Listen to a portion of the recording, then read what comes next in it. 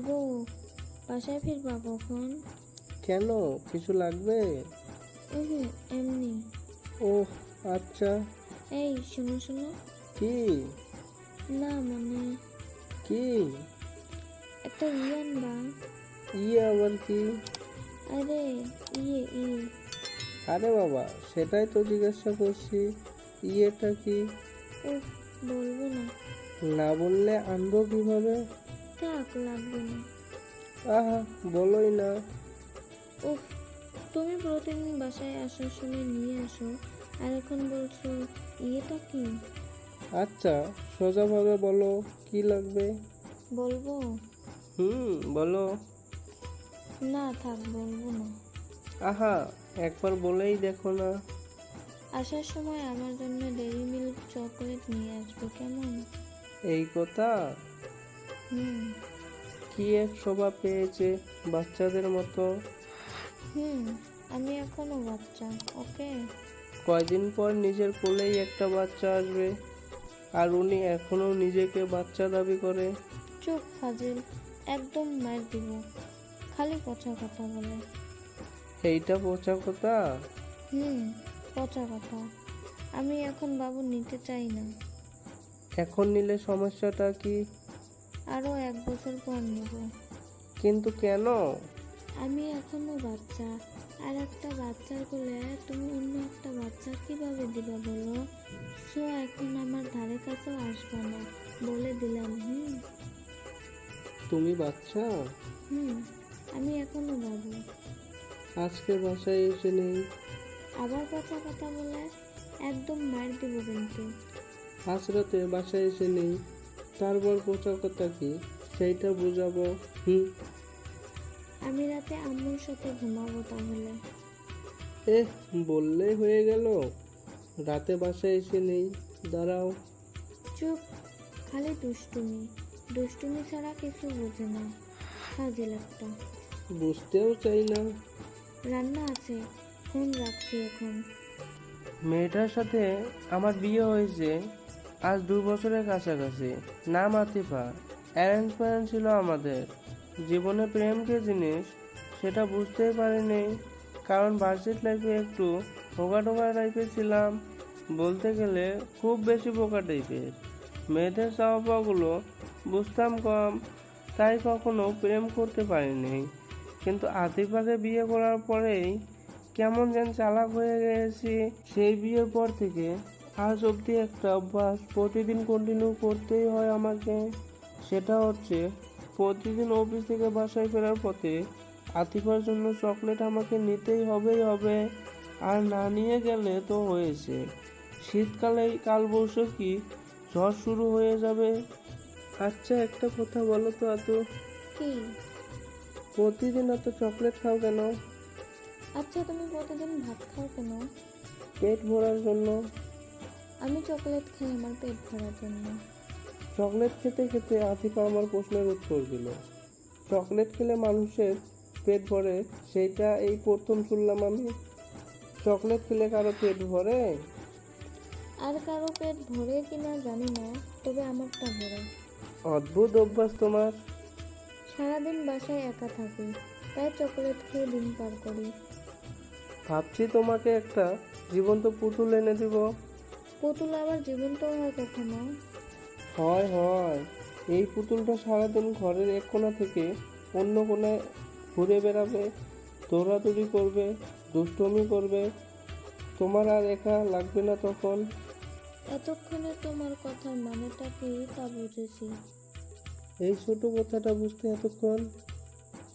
তোমার মতলব আমি বেশ ভালোই বুঝি। সবই হচ্ছে কাছে আসার ধান্দা। হুর, কি যে বলো না তুমি। সত্যি তো। আচ্ছা, একটু এদিকে আসো তো। কেন? মাথায় হাত বুলিয়ে দেই তোমার। থাক, লাগবে না। কেন? বললাম না, তোমার ধান্দা আমি বেশ ভালোই বুঝি। এখানে ধান্দার কি আছে জানো? আছে, সব আছে। আমার কলিজাটা, আমার জানুটা, আমার পাখিটা। চুপ, একদম চুপ। একটু কাছে আসো না জানো? না, আসবো না। তাহলে আমি এই আসছি। খবরদার, একদম কাছে আসবে না। বউয়ের কাছে আসতে সমস্যা কি? দাঁড়াও, আম্মুকে ডাক দিই। এই থাক থাক, লাগবে না, আমি চলে যাচ্ছি। এই তো, লক্ষ্মী ছেলের মতো কথা। ইমোশনাল ব্ল্যাকমেল, পরে বোঝাবো তোমাকে। কচু বোঝাবে তুমি, যাও ভাগো। যতবারই মধুর কণ্ঠ বউয়ের কাছে গিয়ে একটু আদর করতে চেয়েছি, বউ আমার তত করেই তেলে বেগুনে জ্বলে উঠেছে। আমার একটাই আফসোস, জীবনে বউয়ের মুখ থেকে গ্রামীণ ফোনের মতো কখনো বলতে শুনলাম না, চলো বউ দূরে। ভাবছি আর একবার বিয়ে করব। কি বললা তুমি? বললাম আর একবার বিয়ে করব। বিয়ে? বিয়ে করবা? হ্যাঁ করব। আচ্ছা, তুমি দাঁড়াও, আমি একটু আসছি। কোথায় যাবা? ভাতের মার ফেলে আসি, সাথে তরকারিটাও একটু পানি দিয়ে আসি। চুলে থেকে নামিয়ে গরম ভাত খাওয়ার মজাই অন্যরকম। এই জন্যই আমার আম্মু খুব বেশি দিনের জন্য নানুর বাসায় থাকতে পারেনি কখনো। কারণ আমাদের একটাই অভ্যাস ছিল, সব সময় গরম ভাত খাবো, এক বেলার ভাত অন্য বেলায় খাবো না, প্রত্যেক বেলায় ভাত রান্না করে তারপরেই খাবো। বাজে অভ্যাস বলা চলে অভ্যাস। এই যে জনাব। বউয়ের মধুকণ্ঠ স্বরে ডাকে মুচকি একটা হাসি দিয়ে দরজার দিকে তাকালাম। এমা, তোমার হাতে এটা কি? বউ? কেন, দেখতে পাচ্ছ না? না গো, এটা কি? খুন্তি, গরম করে এনেছি তোমার জন্য। মানে কি? কি বলছো এসব বউ? ও মা, বাবুটা আমার কিছু বোঝে না। বুঝি? এটা দিয়ে কি করবা বউ? কি করব, বোঝো না? না, বুঝি না তো। তোমার পিঠে লাগাবো এটা। ও মা, হাত পা কেঁপে একদম শেষ। খুন্তিটা দেখে মনে হচ্ছে এইমাত্র চুলে থেকে গরম করে এনেছে। এইটা যদি কোনোভাবে শরীরে লাগতে পারে তাহলে আমি নির্ঘাত ধাক্কা পাবো। বউ টুনটুনি বাকি আমার, হাত থেকে ফেলে দাও এটা প্লিজ। এত সহজ না, বিয়ে করবি আবার, তাই না? আরে আমি বোঝাতে চেয়েছি যে আমি তোমাকেই আবার বিয়ে করব। চুপ মিথ্যু, একদম খুন করে ফেলবো মিথ্যা বললে। না বউ, মিথ্যা বলছি না, আবার? সত্যি বউ, বিশ্বাস করো। তোর বিশ্বাসের খাতায় আগুন। ছেড়ে দাও বউ, এবার মতো ছেড়ে দাও। কিসের ছাড়াছাড়ি? কোনো ছাড়াছাড়ি নাই আজকে। শেষবারের মতো বলছি তো। চুপ কর হারামজাদা, তোর বিয়ে করার শখ জেগেছে মনে, তাই না? আয় আজকে তোরে গরম খুন্তির ছাকা দিয়ে বিয়ের শখ মিটাই। আয় কাছে আয়। আসবো না, আসবো না, আয় কাছে আয় বলছি। একদম না, আমি এখন পালাবো। খবরদার, পালানোর চেষ্টা করলে ঘরে ঢুকতে দেব না আর।